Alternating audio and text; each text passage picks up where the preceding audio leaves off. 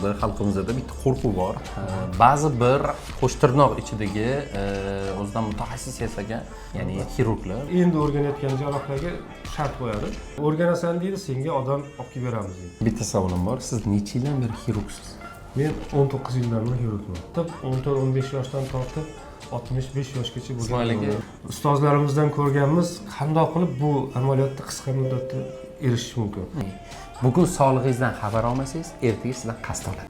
Biz hozir Nazarov Ismoilgani yo'llaridamiz. Aynan o'zini ishini mutaxassisi bo'lgan inson. Oshqozon operatsiyalari bo'yicha mutaxassis, to'g'rimi? Bugungi kunda sahr, qandli diabetni oshib ketishi aynan shu oshqozonida paydo bo'ladi. Ya'ni semizlik kasalligi, qandli diabet ikkinchi turi, har xil irsiy faktorlar ham bor. Qandli diabetda aziyat chekib, ukol olib, lechina olish bir muammo bo'lsa, uni asoratlari va uni og'riqlari bilan yashash bu ikkinchi muammo. Shuning uchun bu jarrohlik yo'li hozirgi kunda yagona to'liq kasallikdan batamom tuzalishga yordam beradigan yo'l hisoblanadi. Hozirda xalqimizda bitta qo'rquv bor.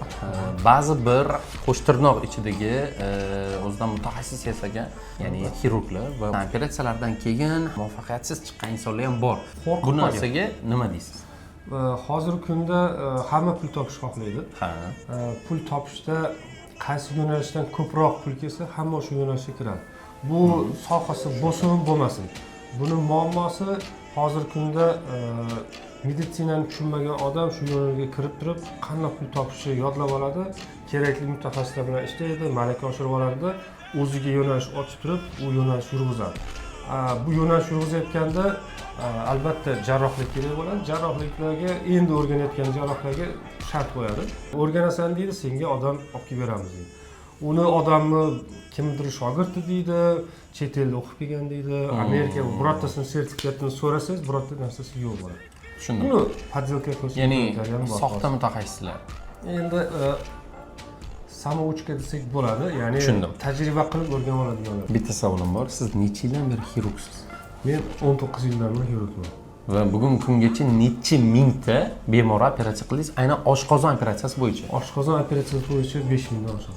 Yoshidan tortib, 14-15 yoshdan tortib 65 yoshgacha bo'lgan. Ismoilga bitta gapim bor. 5 mingta siz ham qo'yibsiz. Hazil ekan odam emas.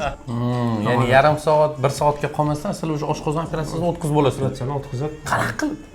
Endi bunga bu savol ajoyib bo'lgan biz uchun ham, qanday qilib degan. Ustozlarimizdan ko'rganmiz, qanday qilib bu amaliyotni qisqa muddatda erishish mumkin.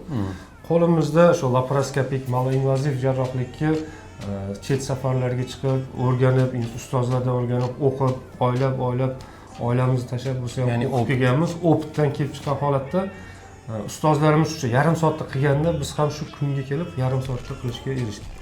Alloh rozi bo'lsin, hamma sog'lig'ingizdan. Sizlarga bitta narsa aytaman, qisqachasi. Men bu insonni maqtamayman, kelinglar ham demayman, lekin boshqa birovga ham borishinglar yaxshi bo'ladi.